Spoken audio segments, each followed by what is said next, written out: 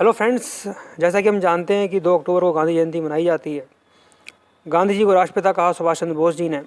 गांधी जी का जन्म 2 अक्टूबर 1869 को पोरबंदर में हुआ। गांधी जी पर उनकी मां का बहुत प्रभाव था और इसके अन्यत्र गांधी जी पर प्रभाव जैन धर्म का, क्रिश्चियनिटी का यानी ईसाईयत का और हिंदू धर्मशास्त्रों का भी रहा। इसके साथ ही साथ कुछ विदेशी लेखक जैसे लियो टॉलस्टॉय और अन्य लेखकों का भी काफ़ी प्रभाव उन पर रहा। ये सब उन्होंने अपनी जो है मेरे सत्य पर आधारित प्रयोग जो उनकी आत्मकथा है उसमें इसका उल्लेख किया है। गांधी जी की शिक्षा इंग्लैंड में हुई, फिर उन्होंने वहाँ से बारट लॉ की उपाधि प्राप्त की। फिर साउथ अफ्रीका गए, वहाँ पे उन्होंने जो है वो लॉ की प्रैक्टिस करी और वहाँ पर जो ब्लैक और वाइट जो रेसिज्म होता है उसके खिलाफ उन्होंने वहाँ पे लड़ाई लड़ी और उसमें सफलता प्राप्त करी। दोस्तों, भारत में जातिवाद है और जो पश्चिमी देश हैं वहाँ पर रेसिज्म है, नस्लवाद जिसे कहते हैं हिंदी में, काला गोरा। तो वहाँ पर उन्होंने सफलता प्राप्त करी और प्रयास किया कि नस्ल भेद को ख़त्म किया जाए। इसके बाद में वो वापस भारत आए। उनके राजनीतिक गुरु गोपाल कृष्ण गोखले जी थे।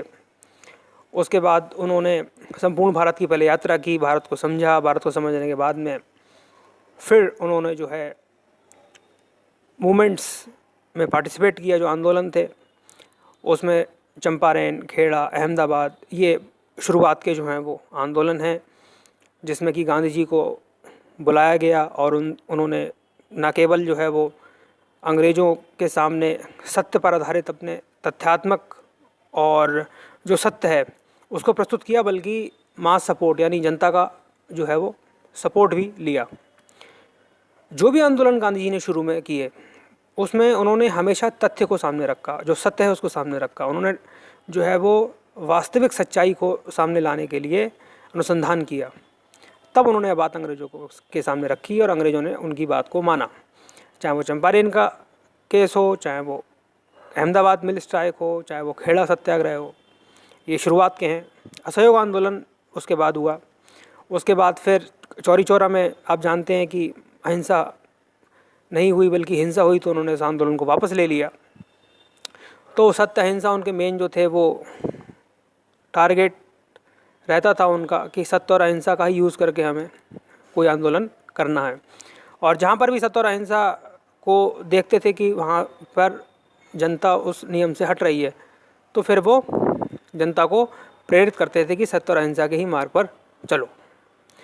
ऐसा होता रहा और आज़ादी के अनेक आंदोलन में उन्होंने भाग लिया। उसके बाद में फिर भूख हड़ताल भी उन्होंने की अपने जीवन में और पूना पैक्ट में उन्होंने भूख हड़ताल की थी। उसके बाद में फिर उन्होंने, और आज़ादी से पहले भी उन्होंने भूख हड़ताल की थी, और जब आज़ादी मिल गई तब उस समय भी वो जो थे वो भूख हड़ताल पर थे, जो दंगे हो रहे थे। तो भूख हड़ताल वो करते थे अपनी आत्मशुद्धि के लिए, ठीक है। ये उनका मेन जो था वो एक विचार थे कि आत्मशुद्धि के लिए वो भूख हड़ताल करते थे, आत्मिक उन्नति के लिए। और उन्होंने राष्ट्रीय चेतना का एक विकास किया देश में। राष्ट्रीय चेतना के विकास के साथ साथ उन्होंने जो है अर्थव्यवस्था पर ऐसी अर्थव्यवस्था बनाने के प्रयास किए जहाँ पर जो है असमानता कम हो। आजकल हम देख रहे हैं कि असमानता बढ़ती चली जा रही है और निरंतर असमानता बढ़ती चली जा रही है। स्वरोजगार समाप्त हो चुका है, सभी लोग नौकरी पर आश्रित हैं, स्वरोजगार की जो है वो स्थिति नहीं है। तो गांधी जी का ऐसा कहना बिल्कुल भी नहीं था, उन्होंने हमेशा स्वरोजगार पर बल दिया।